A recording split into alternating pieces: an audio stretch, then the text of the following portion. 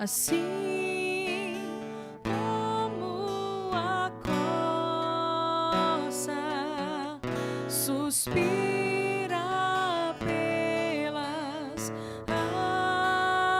águas, assim suspira minha alma, Espírito de Deus. Oh, enche-me, Espírito, oh, enche-me, Espírito, oh, enche-me, Espírito de Deus. Oh, enche-me, Espírito, oh, enche-me, Espírito, oh, enche-me, Espírito de Deus.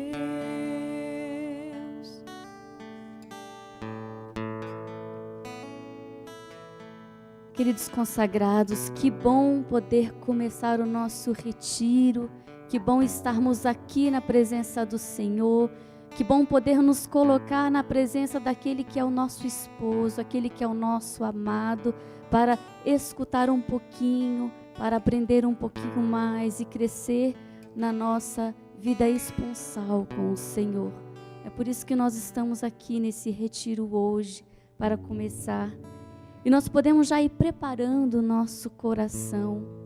Podemos já nos colocar. Santa Teresa fala que para colocarmos, quando vamos rezar, quando vamos nos colocar diante de Deus, ela fala que é necessário considerar quem eu sou e aquele com quem eu falo. Então, quem eu sou? Eu sou uma filha amada de Deus. Eu sou um filho amado de Deus, que Deus pensou em mim desde a eternidade, que me amou, que me escolheu. Nós somos aqueles que são consagrados, que são separados ali para pertencer ao Senhor, para estar dentro da vontade do Senhor, cumprindo a vontade do Senhor. Nós somos chamados a viver essa união esponsal. Somos chamados, também a reconhecer aquilo que somos. Somos consagrados, pertencemos a Deus, mas nós somos fracos, somos pequenos, somos pobres. E é uma realidade maravilhosa, porque ela atrai a misericórdia de Deus. Então nós podemos nos colocar diante de Deus. Como estamos agora? Apresentar aquilo que somos. Te apresentamos, Senhor, cada um de nós, nas nossas riquezas, nas nossas pobrezas, nas nossas fragilidades, nossos fracassos e derrotas, mas também tantas vitórias que o Senhor já realizou. Tantas missões nós já vivemos na nossa vida consagrada. Podemos dizer que somos testemunhas da obra de Deus, da obra do Espírito Santo na vida de tantas pessoas. Quantas graças, Senhor. E nós estamos diante de Ti, o Senhor que é o nosso Salvador, aquele que é um Deus de amor, de misericórdia, que desce até a nossa pequenez, que quando somos fracos, nos faz fortes. É o Senhor que vem, quando estamos com os joelhos vacilando, o Senhor nos toma pela mão e nos levanta. Muito obrigada, Senhor. Muito obrigada. E é com muita alegria que nós queremos estar na Tua presença neste dia. Queremos invocar a Santíssima Trindade com essa consciência de quem eu sou. E quem é esse Deus, que é o Pai que me ama, que é Jesus que é meu Salvador, aquele que me chamou, o Espírito Santo que habita tantos anos no meu coração e de que eu sou testemunha da sua obra. Em nome do Pai, do Filho e do Espírito Santo. Amém. Então nós podemos cantar mais uma vez ao Espírito Santo e deixa mesmo o Espírito Santo já ir impregnando o seu coração, já ir preparando o seu coração. Vamos nos deixar. O Espírito Santo é aquele que nos penetra, que entra no nosso sofrimento, nas nossas ofertas, para unir a oferta do Senhor de maneira mais, fazendo uma oferta digna ao Pai.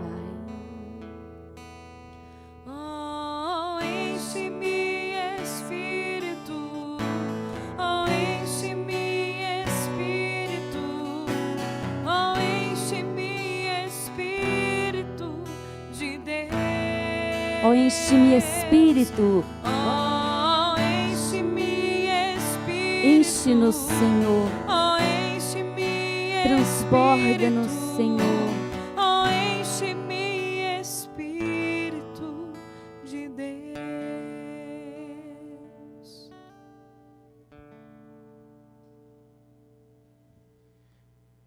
Em nome do Pai, e do Filho, e do Espírito Santo. Amém. Ave Maria, cheia de graça, o Senhor é convosco. Bendita sois vós entre as mulheres. Bendito é o fruto do vosso ventre, Jesus. Santa Maria, Mãe de Deus, rogai por nós, pecadores, agora e na hora de nossa morte. Amém. Nossa Senhora do Carmo, Rogai por em nós. nome do Pai, do Filho e do Espírito Santo. Amém. É uma grande alegria podermos estar juntos hoje, fazendo esse retiro, fazendo esse encontro, aprofundando temas que são importantes, temas que são vitais para a nossa fé. E hoje nós queremos, como consagrados, meditar sobre a virgindade consagrada e meditarmos juntos sobre alguns aspectos bíblicos, teológicos, daquilo que é a virgindade consagrada na igreja, daquilo que é essa grande pérola que Deus coloca, que o Espírito Santo coloca no coração de alguns que Ele escolhe para servir ao Senhor, para testemunhar o grande amor de Deus no mundo. Quando nós pensamos então na vida consagrada, nós pensamos em alguns textos bíblicos que eu vou estar citando aqui também para vocês e que depois nós podemos meditar, refletir, aprofundar, porque quando nós pensamos a virgindade consagrada, quando nós pensamos o viver a virgindade consagrada, nós estamos pensando justamente num modo como Jesus, o rei, aquele que tem um reino, aquele que estabelece uma família real, ele propõe modos de viver nesse reino, modos de abraçar o seu projeto de amor, modalidades nas quais pessoas que foram mergulhadas nesse mistério trinitário, nesse mistério do seu seguimento, são chamados a viver, no caso aqui, a virgindade consagrada. Mas eu vou estar citando alguns textos que nos falam da virgindade consagrada, mas também nos fala da teologia da perfeição, que também nos fala justamente da castidade pelo reino dos céus.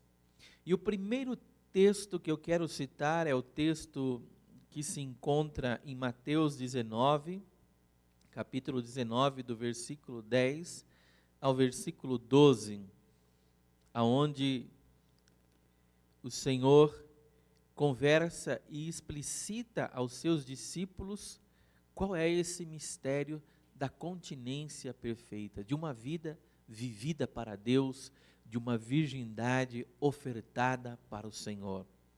E o texto vai dizer assim: os discípulos disseram-lhe, se é assim a condição do homem em relação à mulher, não vale a pena casar-se.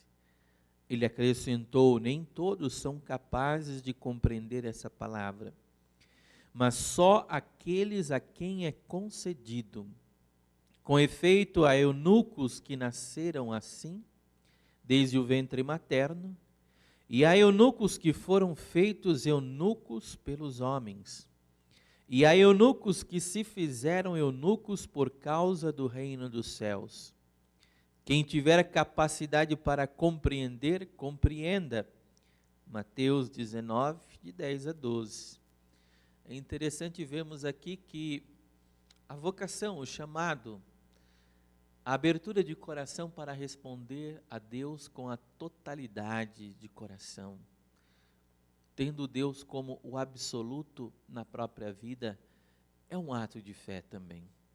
Nenhuma vocação, seja ela matrimonial, seja ela uma vocação consagrada, deixa de ser um ato de fé.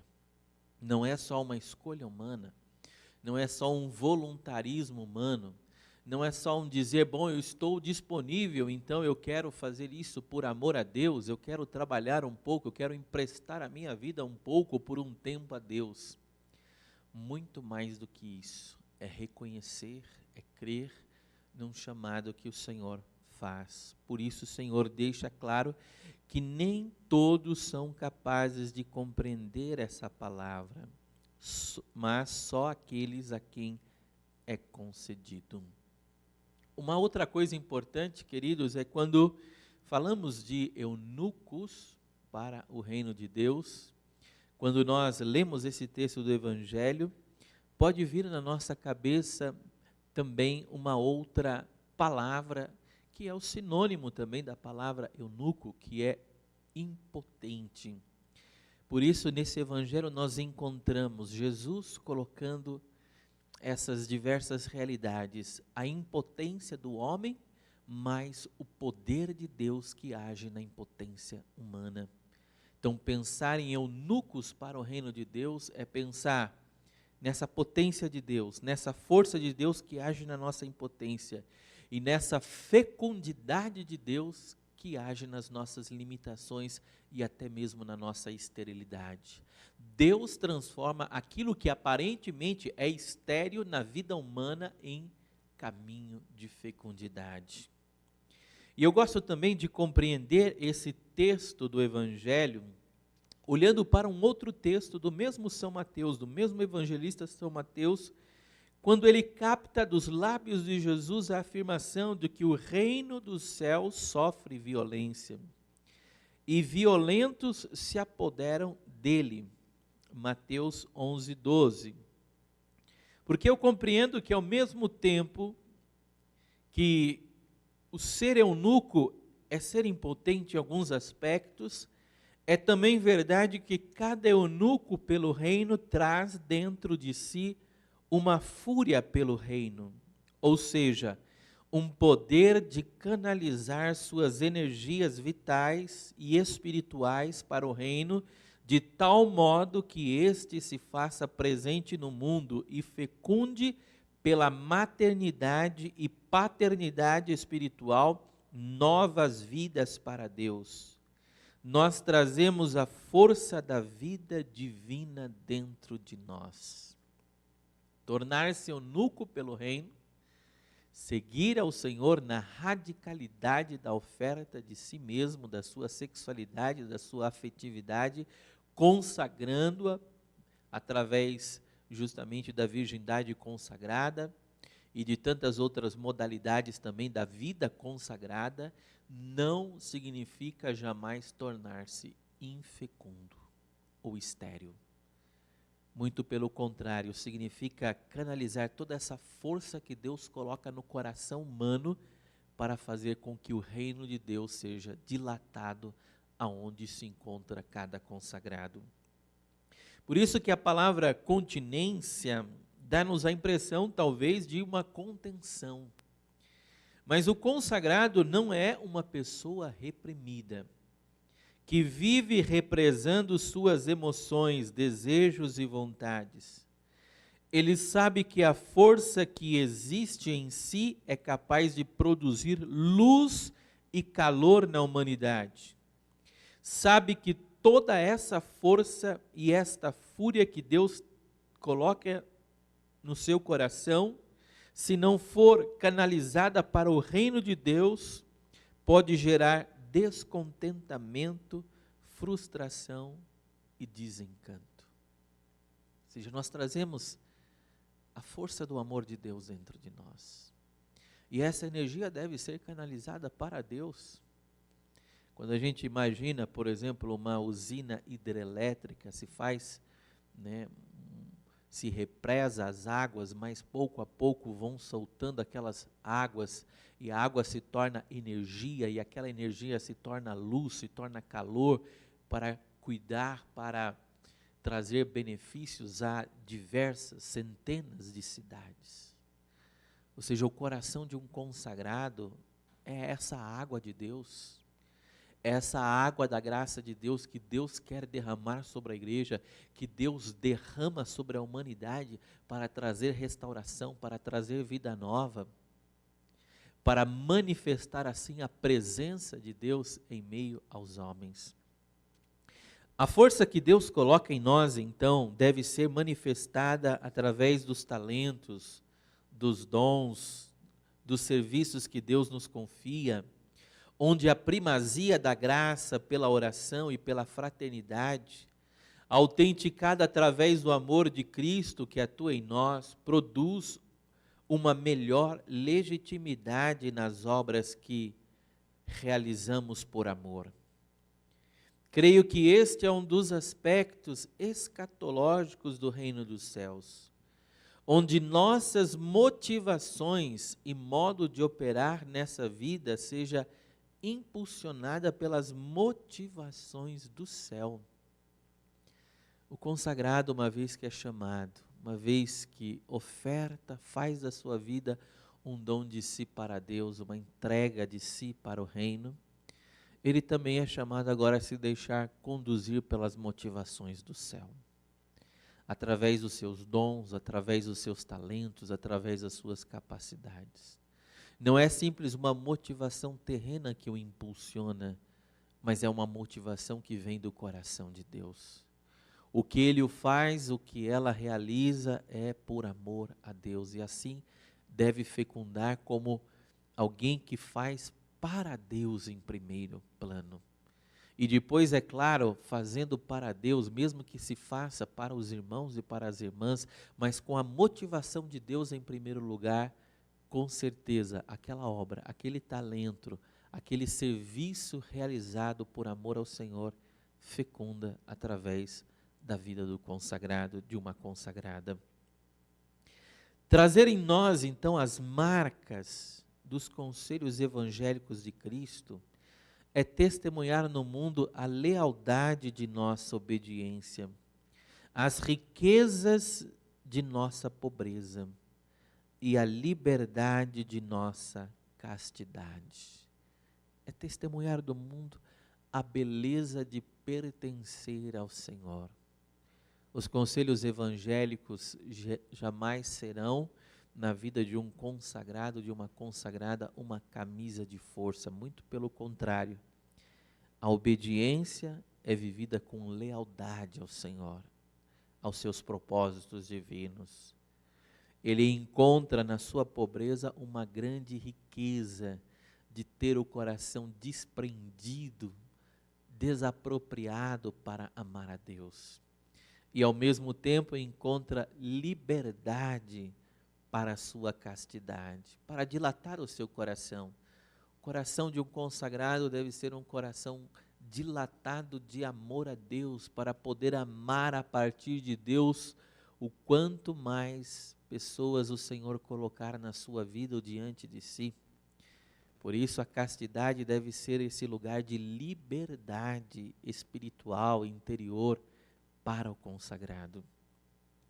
E eu gosto de uma citação também de Santa Teresa, onde a gente vê toda essa força que está no coração de Santa Teresa, e ela é capaz de canalizar essa força, direcionar essa força para servir ao Senhor, para servir a igreja, para servir tantos aqueles que seriam beneficiados e que ainda hoje são beneficiados pelo seu testemunho e pela sua intercessão.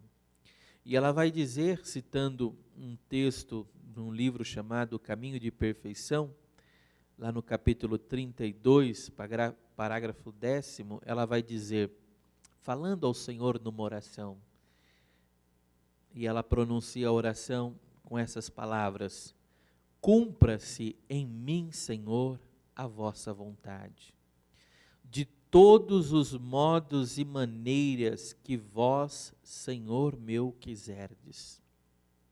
Se desejais que eu tenha sofrimentos, dai-me forças para suportá-los e mandai-os. Se perseguições, enfermidades, desonras e necessidades, aqui estou. E não vou virar o rosto.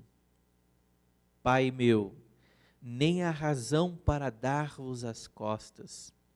Se o vosso Filho deu em nome de todos esta minha vontade, não há razão para que eu lhe fale, mas sim que me façais vós a graça de me dar o vosso reino, para que eu então possa fazer, já que ele me pediu que fizesse, deixando que disponhais de mim como de coisa vossa, de acordo com a vossa vontade. Que maravilhoso ver aqui em Teresa, Santa Teresa de Jesus, que ela canaliza toda essa violência, essa força interior que ela traz em si pelo reino de Deus, ela canaliza isso em perseverar até as últimas consequências, para que a vontade de Deus, dentro dos propósitos que Deus tinha para ela e através dela, que esses propósitos se realizassem. Maravilhoso ver isso, como nós também somos chamados a lutar pelo reino, através da nossa consagração a Deus. A consagração a Deus não é só uma busca, a oferta da virgindade a Deus, a busca de viver em continência, não é só uma busca de uma performance pessoal, aonde eu busco sempre melhorar para me ver melhorando, mas que esse me ver melhorando, esse me melhorar seja apenas para uma autocontemplação da minha própria perfeição. Jamais. Significa justamente fazer o reinado de Deus se expandir pelo meu testemunho, pela minha entrega também nesse mundo. Quando a gente olha para a vida de tantos consagrados, o fato de retirar-se, o fato de viver em oração, o fato de viver em fraternidade, o fato de viver em intercessão e adoração, é para enriquecer esse mundo com a presença de Deus. Bom, então vamos para o segundo texto, também bíblico, aonde vamos perceber que a perfeição cristã é a busca da união e do primado de Deus na nossa vida. E eu gostaria de citar aqui Mateus 19, de 16 a 22, que é aquele texto do jovem rico, em que Mateus vai narrando e descrevendo desta maneira. Aí alguém se aproximou dele e disse: Mestre, que farei de bom para ter a vida eterna? Respondeu: Por que me perguntas sobre o que é bom? O bom é um só, mas se queres entrar para a vida, guarda os mandamentos. Ele perguntou-lhe: Quais? Jesus respondeu: Estes: não matarás, não adulterarás, não roubarás, não levantarás falso testemunho, honra pai e mãe, e amarás o teu próximo como a ti mesmo. Disse-lhe então o moço: Tudo isso tenho guardado. Que me falta ainda? Jesus lhe respondeu: Se queres ser perfeito, vai, vende os teus bens e dá aos pobres, e terás um tesouro nos céus. Depois vem e segue-me. O moço, ouvindo estas palavras, saiu pesaroso, pois era possuidor de muitos bens. Aqui é interessante perceber que aquele jovem estava justamente preocupado em como conquistar, em como alcançar, o que fazer para ter a vida eterna. E Jesus vai apresentar para ele um caminho absolutamente normal, que é o chão batido dos mandamentos de Deus. Segue esse caminho, segue o Shema Israel, observa os mandamentos, escuta o Senhor teu Deus, busque amá-lo de todo o coração, com todas as suas forças, com toda a sua alma, ou seja, esse é o caminho para a salvação. Só que havia uma inquietação dentro da alma daquele jovem. Ele não apenas queria a vida eterna, mas ele olhava para Jesus, ele queria esse algo mais de Jesus. Ele, na verdade, queria viver aquilo que Jesus estava vivendo, ele queria esse tipo de riqueza espiritual que transbordava e irradiava da vida de Jesus. E Jesus vai mostrar para ele então que aquilo que o está inquietando não é só uma questão de o que fazer para ter o reino de Deus ou para ter a vida eterna, mas se ele realmente quer ser perfeito. Interessante como Jesus direciona a conversa de uma maneira diferente. O jovem está dizendo o que deve fazer e Jesus está dizendo o que ele deve ser. E como ele deve ser, qual é o primeiro passo para ser realmente perfeito. E aí o jovem, quando Jesus apresenta que o caminho era o desprender-se totalmente das suas próprias seguranças, o jovem acha que é demais aquilo para ele e de fato toma um outro trajeto, porque possuía muitos bens, muitos bens. Uma das jaculatórias mais belas que já vi algumas pessoas rezando é a jaculatória que diz assim: a nossa proteção está no nome do Senhor que fez o céu e a terra. Já vi alguns bispos e padres fazendo essa pequena jaculatória e ela traz uma densidade de confiança na providência divina muito importante. Porque, queridos, não temos segurança, os consagrados não, para eles não há outra segurança a não ser em Deus. E eu vejo que para cada ser humano, ou seja, Deus tem a nossa existência nas suas mãos. Nele, como diz o evangelista São Lucas, nele nós existimos, nos movemos e somos. Deus tem a nossa existência nas suas mãos.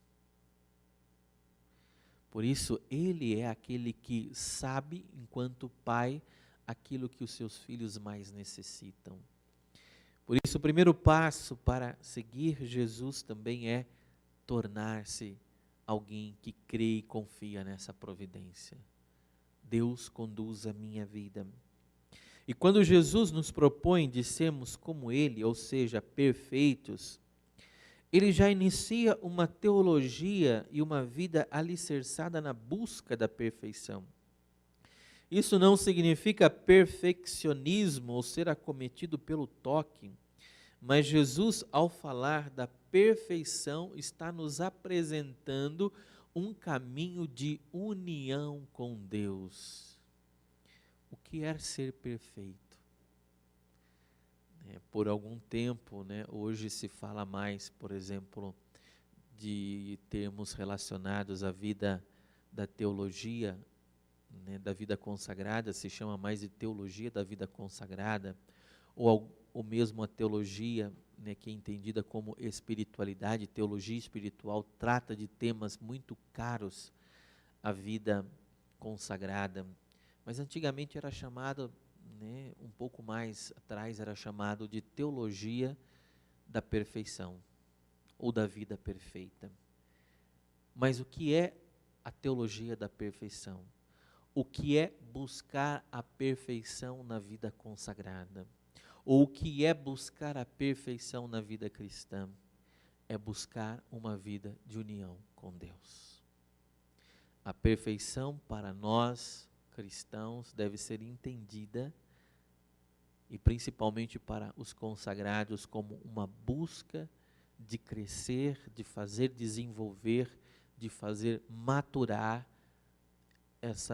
esse desejo de uma união cada vez maior com o próprio Deus.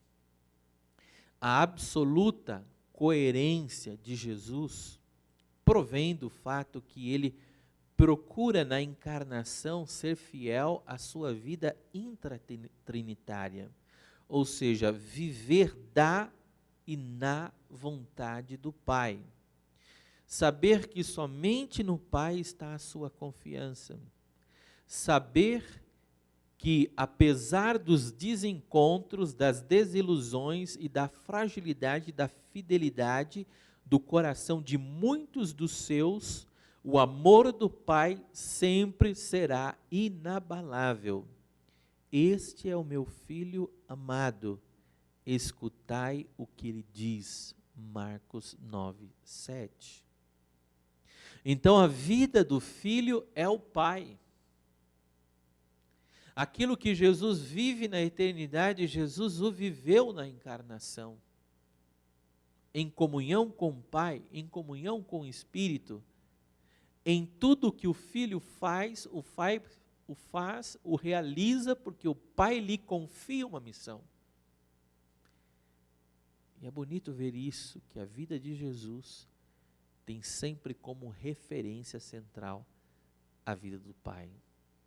Também a nossa vida deve entrar justamente nesse círculo de amor, de graça, de entrega, que é esse círculo trinitário, aonde um está sempre se dando totalmente, se entregando totalmente ao outro. Tudo o que temos e somos, as nossas redes e barcos, para nós, somente terão sentido se forem para melhor servi-lo. Caso contrário, precisam ser abandonados.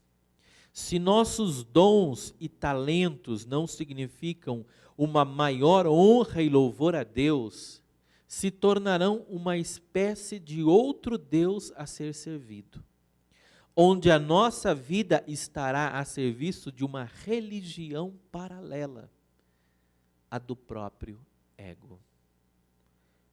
Então aquilo com o qual Deus nos cumulou, nos entregou, nos capacitou, para nós consagrados deve se tornar sempre motivo de oferta ao Senhor.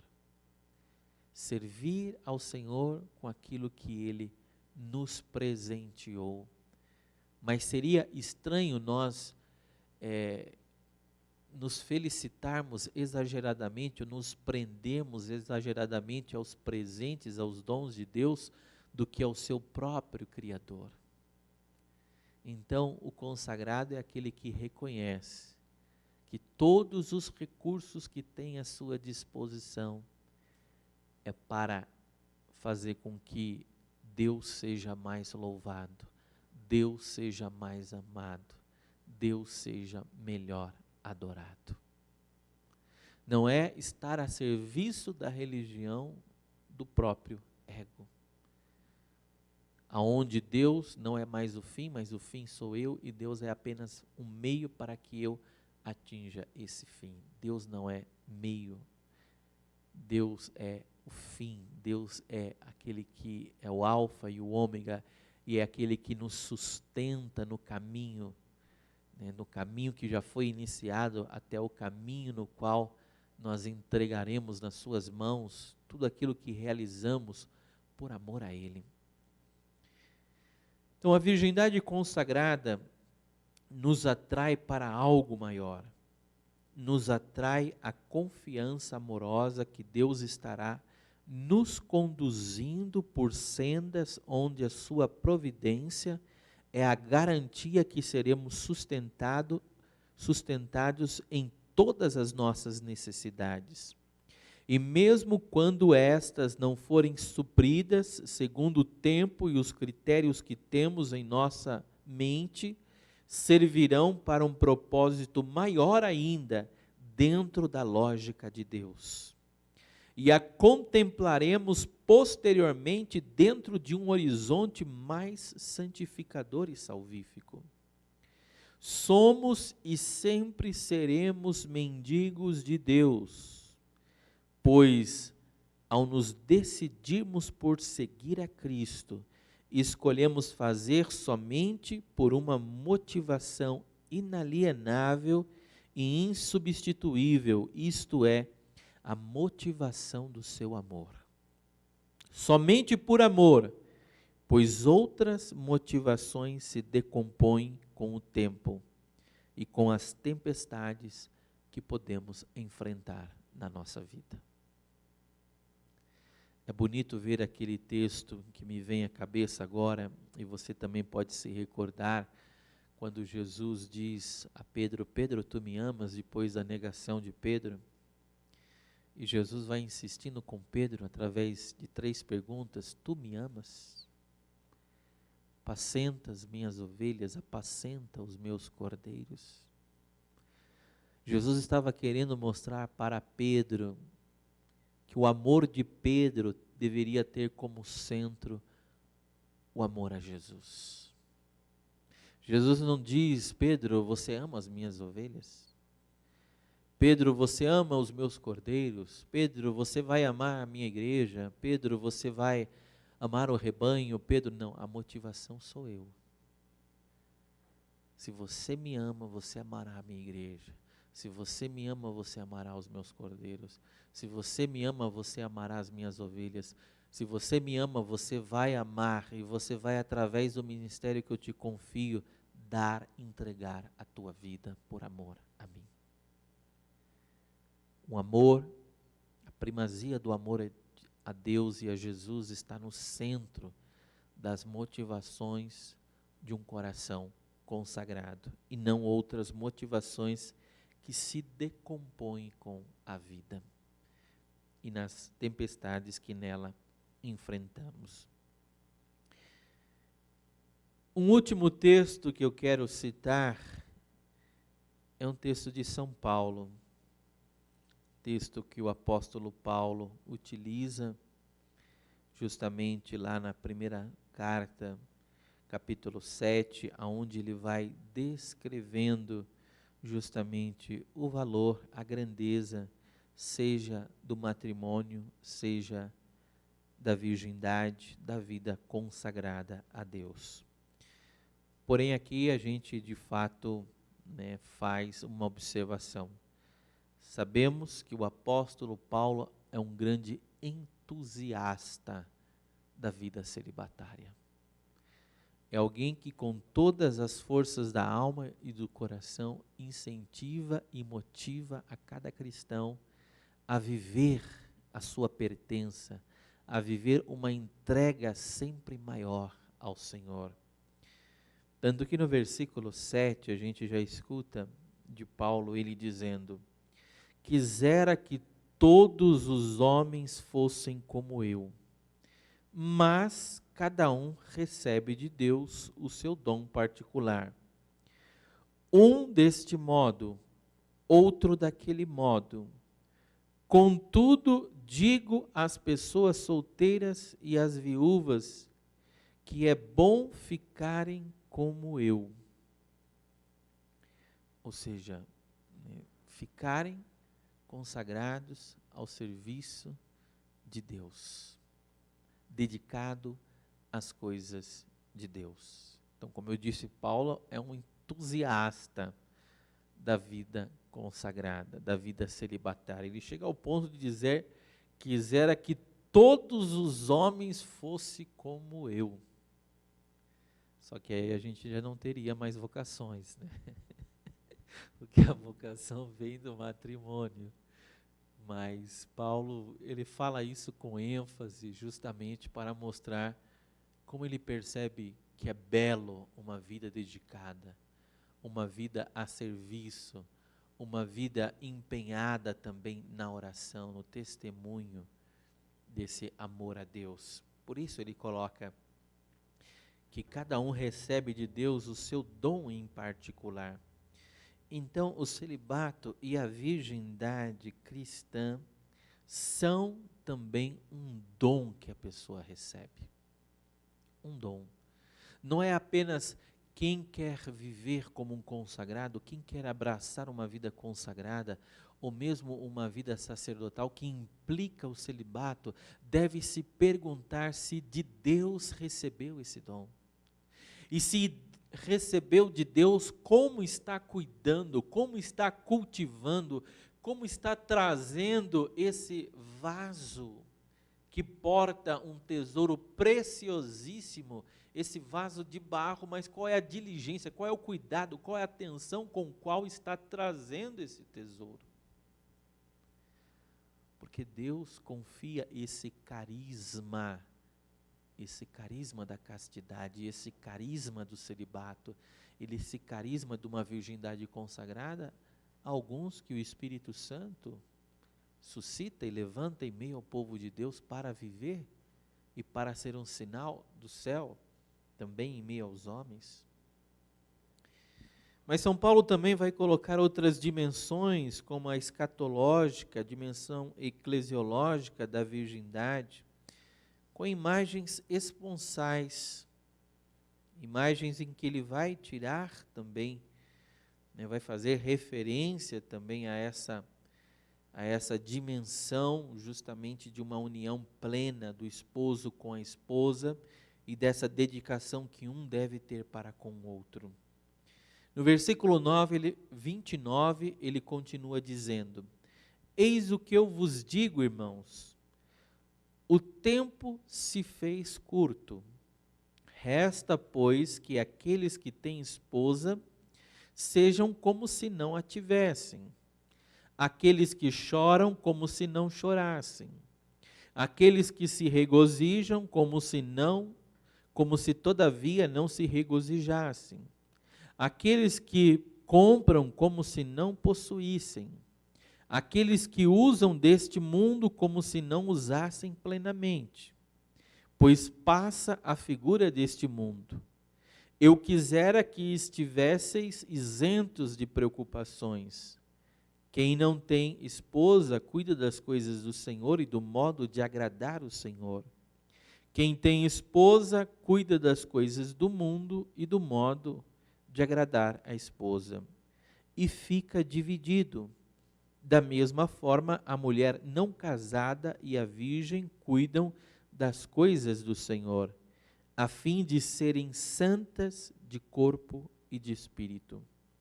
Mas a mulher casada cuida das coisas do mundo, procura como agradar ao marido.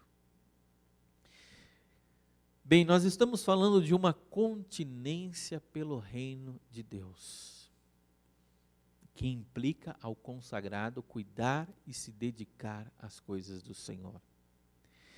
Mas também, por um outro lado, São Paulo está colocando uma continência na vida daqueles que abraçam o matrimônio, que é cuidar um do outro, o marido cuidar da esposa, a esposa cuidar do marido, e os dois se dedicarem também um bom tempo, principalmente nos nossos dias, a dimensões temporais para que esse cuidado seja possível de um para com o outro. Então, qual é a continência de uma vida matrimonial? Ser fiel um ao outro. Viver em comunhão um com o outro. Cuidarem da família um ao outro, enquanto o modo de viver a continência por um consagrado é a dedicação, o serviço a Deus, o ocupar-se das coisas de Deus mais intensamente ainda. Uma das notas mais bonitas que se pode atribuir à igreja é que ela é esposa de Cristo. Ao citar esse texto de São Paulo, não queremos opor a virgindade ao matrimônio, mas verificar justamente que podemos, como consagrados, perceber a grandeza da nossa consagração através dessas imagens esponsais. É verdade que se a continência absoluta e perfeita de um consagrado é manter-se fiel ao dom de si, ao próprio reino dos céus, que é o mesmo Cristo, assim também a continência de um casado é manter-se fiel aos compromissos matrimoniais, como dissemos. Nisto consiste o grande empreendimento da vida de ambos. O grande empreendimento, né? Servir ao Senhor e servir aqueles que Ele coloca na nossa proximidade por amor a Ele também.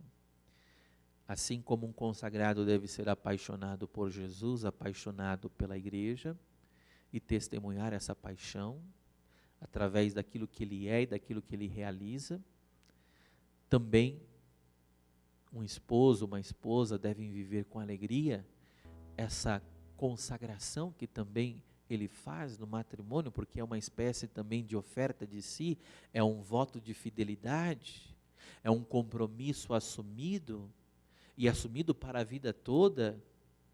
Então a família, a vida da esposa, a vida do esposo, a vida dos filhos é o maior empreendimento também ali naquela pequena comunidade de vida que é a família.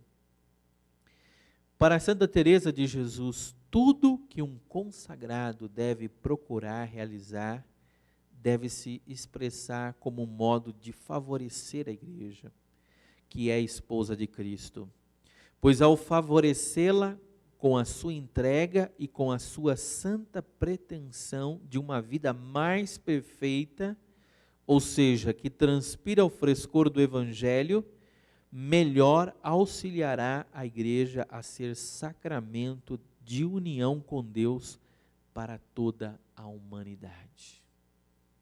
O consagrado tem essa missão de fazer brilhar o rosto da igreja, o rosto esponsal da igreja, que convoca toda a humanidade à união com Deus, todo ser humano à união com Deus. É para isso que a igreja existe, para ser esse sacramento, esse sinal visível de que Deus convida a humanidade a estar unida a Ele.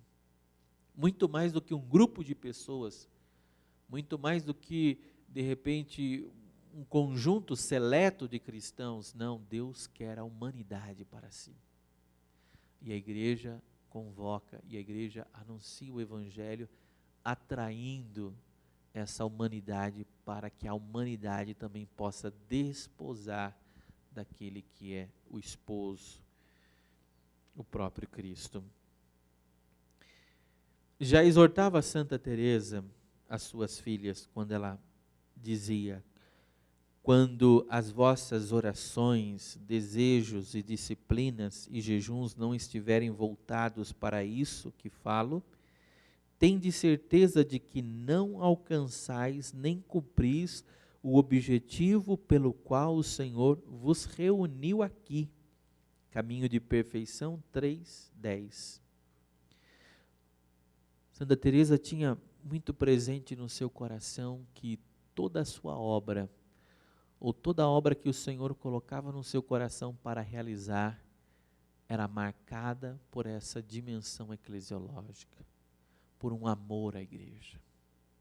Ou seja, a sua existência, a existência do seu carisma, a existência das novas fundações que ela começava a fazer, e de todas as famílias que depois viriam e seriam beneficiadas com o seu testemunho, o seu amor a Deus, só teria sentido se fosse para servir e amar também a igreja.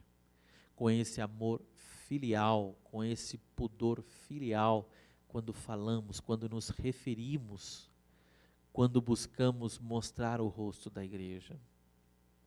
Então, as nossas orações, os nossos jejuns, as nossas abstinências, os nossos pequenos sacrifícios, tudo isso é para que o esposo e sua esposa possam brilhar no mundo, possam irradiar santificação, irradiar salvação ao coração de cada homem e de cada mulher.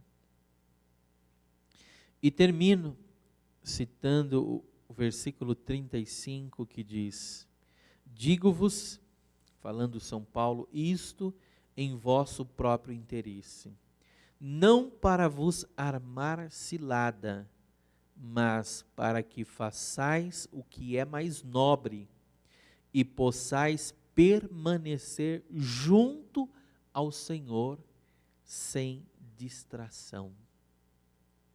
Sem distração.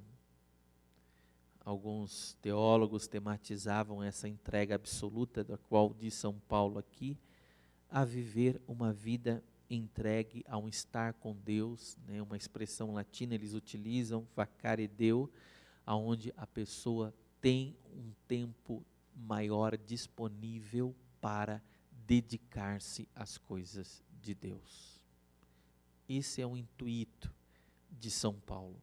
Não é armar uma cilada, não é fazer a pessoa entrar numa vocação que não é a dela, mas é ajudá-la a perceber que ao escolher o Senhor, ao escolher a consagração, ela estará escolhendo também uma dedicação maior a Ele, naquilo que é e naquilo que realiza. E termino com uma citação do beato Padre Eugênio, do Menino Jesus, porque o Padre Maria Eugênio também conseguia captar essa dimensão contemplativa da vida cristã e da vida consagrada, e ele dizia que os contemplativos são os mais perfeitos na ação. Os contemplativos são os mais perfeitos na ação. Talvez você possa dizer, mas Frei, os contemplativos são aqueles que estão numa vida contemplativa de clausura. Os contemplativos autênticos, puros, legítimos, são aqueles que vivem uma vida enclausurada. Lá também, sim, de fato, tanto que é conhecida como vida contemplativa. Mas aqui é preciso distinguir muito bem, porque Deus pode dar um coração muito contemplativo a uma pessoa talvez que vive numa vida de ação, que está numa congregação talvez de um estilo mais ativo, mas que vive uma atenção ao Senhor, uma atenção ao seu mistério, uma atenção à graça, uma atenção naquilo que faz por Deus, uma atenção à presença de Deus e aos sinais de Deus a cada dia, que ela tem uma alma, um coração contemplativo. Por isso, esse dedicar-se a Deus é importante para nós. Esse estar com o Senhor. Se o Senhor te escolheu como um consagrado, como uma consagrada, se você tem ofertado a tua virgindade, a tua castidade, por amor ao reino dos céus, que a cada dia possa estreitar esse amor do teu coração. Estreitar essa alegria de ser dele, de pertencer a ele, de buscar a ele como centro da nossa vida e da nossa história. Esses foram os textos que nós meditamos, são as motivações, são as fontes que iluminam, que ilustram a decisão que o Espírito colocou em nosso coração. Por isso eu desejo a você que você possa utilizar todas as energias que Deus colocou na tua alma, no teu coração, para que através de você, através do teu carisma, Deus continue mostrando o seu rosto nesse mundo. O Espírito Santo continue nos conduzindo nesse dia, conduzindo a tua oração, conduzindo aquilo que você escutou nesse momento, fazendo fecundar em você um desejo maior ainda de avançar na sua entrega, no seu desejo de ser mais e mais de Deus, e mais testemunhar esse amor através da tua vida, do teu sim ao absoluto de Deus, no teu chamado, na tua vocação.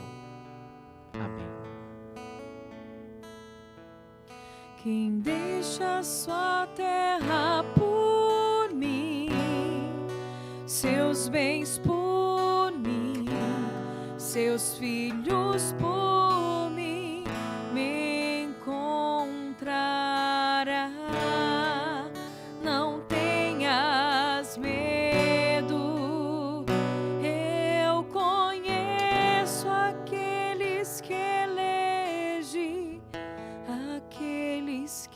aleluia.